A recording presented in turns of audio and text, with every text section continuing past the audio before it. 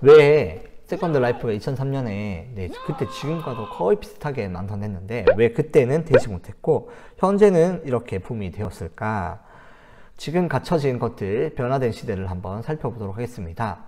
메타버스가 지금 시대에 되돌릴 수밖에 없었던 여러 가지 이유가 있는데요. 그 첫 번째는 뭐냐면 바로 인터넷의 보급률이 상승하였다라는 것입니다. 인터넷이 보급도 엄청나게 퍼졌고 그 다음에 어때요? 속도도 엄청나게 높아졌다라는 건데요. 이 인터넷이 보급되면서 전 세계가 연결되기 시작했다는 것이 주요 포인트입니다.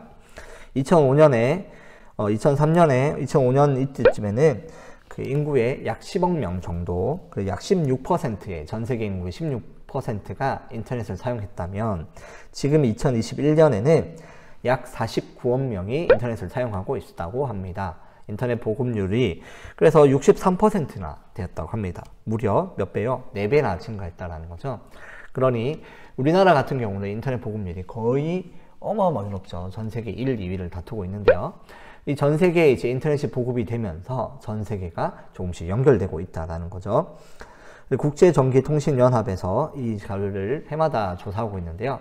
해마다 인터넷 보급률이 점점 증가하고 있고 인터넷 속도도 증가하고 있고 그다음에 인터넷 기기들 컴퓨터뿐만 아니라 스마트 기기들도 점점 보급이 많이 되고 있다라고 보고를 하고 있습니다. 그러니 그때는 인터넷 보급률이 많지 않아서 이 세컨드 라이프를 활용할 수 있는 사람들, 전 세계 사람들이 부족했다라고 볼 수 있겠습니다. 그리고 두 번째 보겠습니다. 두 번째는 어떤 것이냐면 바로 커뮤니티의 형성입니다. 그러니까 단순한 커뮤니티가 우리만 있는 게 아니라 전 세계를 아우르는 커뮤니티가 되었다라는 건데요. 이것은 SNS, 즉 소셜 네트워크 서비스의 발달로 인해 생겨난 현상입니다. 이 2003년에는 페이스북이나 이런 인스타 같은 것이 없었죠. 그래서 세컨드 라이프라는 것이 형성이 됐지만 커뮤니티로 발전하지는 못했는데요. 이 커뮤니티라고 하는 지금 말하는 이 커뮤니티는 어떤 거냐면 바로 생산과 소비가 일어나는 활동이 있는 커뮤니티를 말합니다.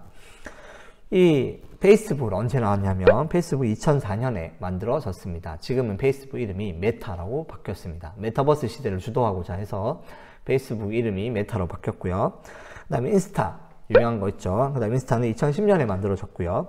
트위터 2006년에 만들어졌고요. 유튜브, 지금 우리가 유튜브 서비스를 하고 있죠. 그것은 2005년에 만들어진 플랫폼들입니다. 이런 SNS를 활용하는 또 내 것을 올리고 소비하고 생산하는 이런 커뮤니티들이 소셜 네트워크 서비스가 2000년대 초반에 일어났는데 이것이 무르익으면서 계속 퍼지면서 인터넷이 보급되면서 이런 것이 퍼져서 전 세계를 연결하는 초연결 시대로 접어들게 되었다는 것입니다. 그래서 이 커뮤니티 형성이 메타버스를 앞당기는 것에 아주 큰 역할을 하였다라고 보고 있습니다. 그러니 이렇게 커뮤니티 형성되었기 때문에 이 커뮤니티를 통해서 대화도 하고 만나고 싶고 또 이렇게 관계를 쌓고 싶잖아요. 그래서 그 가상 공간이라는 것에 니즈, 욕구가 더 충족되고 막 이렇게 욕구가 발달되었다라고 볼 수 있겠습니다. 그리고 세 번째는 뭐냐면 바로 실현 기술의 발달입니다. 세컨드 라이프 아까 그 영상을 보면 어때요? 약간 뭔가 실상 세계와는 다른 3D 가상 세계라고 보이죠. 그러니 그거는 약간 뭔가 이질적이고 현실과는 뭔가 갭이 크죠. 그런데 지금 시대에서 나오는 메타버스 연구하는 사람들은 이 그래픽을 실상과 비슷하게 만들려고 엄청 노력 중입니다. 그 기술을 앞당긴 것이 바로 뭐냐면 그래픽 카드인데요. 그 그래픽 카드 안에 들어가는 칩이 있는데 GPU라는 칩입니다. 이 GPU라는 칩이 개발되면서 이 그래픽이 개발되고 그래픽이 발전하게 되고 그리고 이 가상세계가 더 구체적으로 실상에 가깝게 구현되기 시작했습니다. 1999년에 엔비디아라는 회사 혹시 들어보셨나요? 우리가 쓰고 있는 그래픽 카드의 대부분이 엔비디아에서 만들어졌는데요. 이 엔비디아에서 그래픽 카드를 생산하면서 이 GPU라는 용어를 만들어냈습니다. 1990년대 초기까지만 해도 PC에 장착된 그래픽 카드는 단순히 CPU, 이렇게 중앙 처리 장치죠. CPU의 연산 결과를 그림이나 글자신호로 변환하여 모니터로 화면에 출력하는 어댑터 정도로, 그러니까 단순 변환만 하는 정도였는데요. 그런데 이것이 90년대 중반 이후부터 PC의 멀티미디어 콘텐츠가 개발이 되면서 멀티미디어, 그러니까 PC로 그냥 단순히 연산만 하는 것이 아니라 PC로 교육, 활용, 영상 시청, 그 다음에 여러 가지 문서 작업 이런 것들이 되는 시대를 멀티미디어 시대라고 하는데요. 이 송출도 하게 되고, 그래서 이 멀티미디어 시대가 되면서 3D 기술, 그 다음에 더 다양한 기법들이 필요로 하게 됐죠. 그런데 이 CPU만으로는 이것을 구현하는데 한계가 있었습니다. 그래서 이 CPU를 보좌하여 개발된 그래픽 카드가 히트를 쳤는데요. 이 그래픽 카드를 개발하면서 게임이 주목을 받기 시작했습니다. 게임이 점점 더 현실같이 막 느껴지고 그래픽이 멋있어졌다라는 거죠. 그런데 이것을 누가 앞당겼냐? 엔비디아라고 이 회사가 개발한 GPU 덕분이었다고 볼 수 있습니다. 게임에 입체감을 부여하고자 3D 그래픽이 본격적으로 도입되었고요. 화면을 보다 현실적으로 만들기 위한 각종 강원 효과 및 질감 표현 기법이 점차 발전하기 시작했는데, 이러한 기법들을 구현하고 가능하게 해준 칩이 바로 이 GPU라는 것입니다. 이러한 작업들을 CPU 혼자서 처리하기에는 버겁기 때문에 이를 보좌할 3D 그래픽 연산 전용의 프로세서, 즉 GPU, 그래픽스 프로세싱 유닛이라는 칩이 개발되었고 그래픽 카드에 탑재되기 시작했습니다. 그래서 이 지포스라는 엔비디아에서 그래픽 카드를 만들었는데 이때부터 GPU라는 특별한 용어로 차별하여 만들어내기 시작했습니다. 이 1990년대부터 후말, 이제 2000년에 들어오는 밀레니엄부터 이 GPU가 탑재되기 시작하면서 어때요?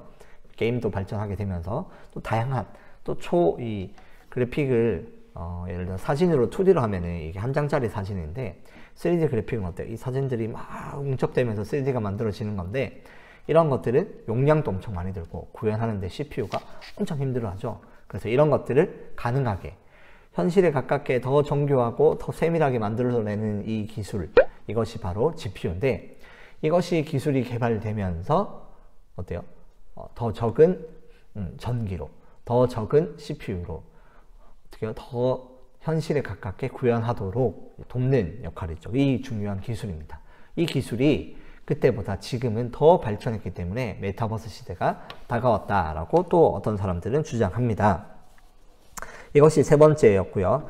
네 번째는 기기의 발달입니다. 앞서 말하는 GPU 같은 경우는 기술의 발달인데요. 기기의 발달입니다. 기기가 뭐가 있을까요? 스마트 기기의 발달이죠. 컴퓨터를 넘어서 스마트 기기입니다. 폰, 패드, 그다음에 여러 가지 VR, AR, 안경들 이런 것들이 다 스마트 기기인데요. 이런 것들이 발전되면서 어때요? 우리가 더 자연스럽게, 더 가깝게 인터넷들을 접속할 수 있게 되고 또 접할 수 있다, 접하게 되었다라고 말할 수 있는데요.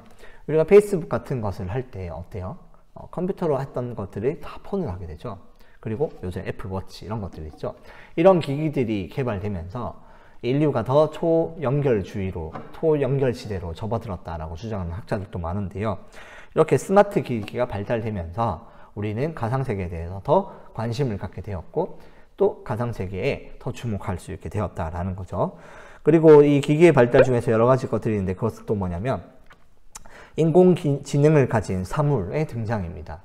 예전에 그 알파고와 이세돌이 그 대전을 했던 거 혹시 기억나세요? 그 알파고가 어떤 기술이 있었냐면 딥러닝이라는 기술을 가지고 있었습니다. 그러니까 인공지능이 스스로 학습하여 지능을 쌓는 기술인데요. 이 인공지능이 생기면서 사물이 지능을 갖게 되었습니다. 그러니까 자율주행 이런 것 기술들이 개발됐는데요.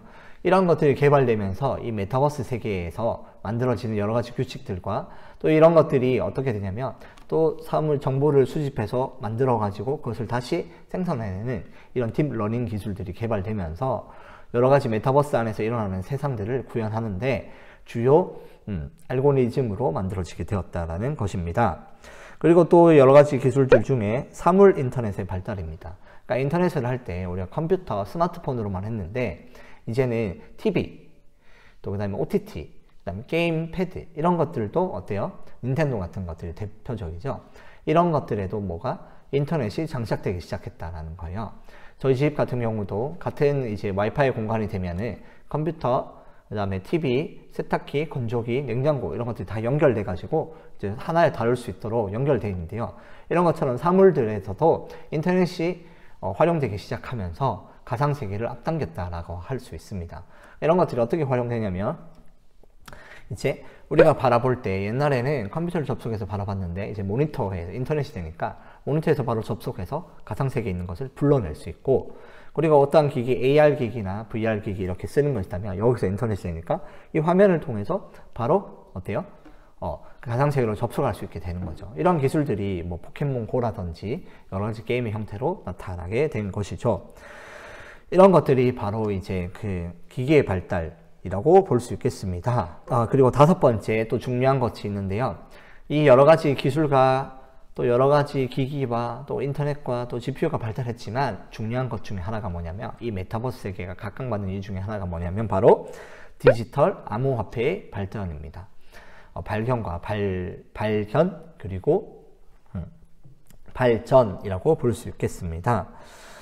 이 화폐가 개발되었다라는 건데요. 예전에 생각하기에 우리는 화폐라는 것이 어때요? 국가가 개발하고 이렇게 발행하는 것이라고 생각했잖아요. 그런데 이 디지털 가상 세계에서는 경제 활동을 하기 위한 화폐가 개발되어야 되는 것이 중요한 하나의 숙제였는데, 이것이 암호화폐라는 블록체인이라는 기술로 이 화폐가 개발되기 시작했습니다. 그래서 발전하고 발견하고 발전되었다는 거죠.